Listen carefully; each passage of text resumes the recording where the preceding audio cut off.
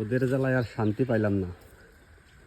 দেখেন ওদের অত্যাচারের জন্যই ঘাসকে কোথায় উঠে রাখা হয়েছে, চালের উপরে উঠে রাখা হয়েছে ঘাস, তারপরেও মুখ দিয়ে ওরা খাচ্ছে। নিচে রাখলে পরে ওরা পাড়ায় খায়, চুনায়, নেদায়, অত্যাচার করে।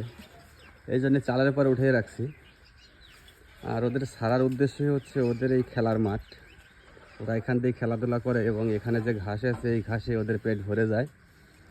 ওদের আর বাড়তি কোনো ঘাস দেওয়া লাগে না খাবার। তো এই বাড়তি ঘাস যাতে না দেওয়া লাগে এই জন্যই ওদের এইখানে সাইডে রাখা হয়। কিন্তু এই ওর মা খালাদের জন্য যে ঘাস আনা হয় সেই ঘাসগুলো ওরা নষ্ট করে। এই নষ্ট করার জন্যই কিন্তু ওদের এইখানে রাখা হয়েছে উপরে উঠাইয়া, যাতে ওরা নাগাল না পায়।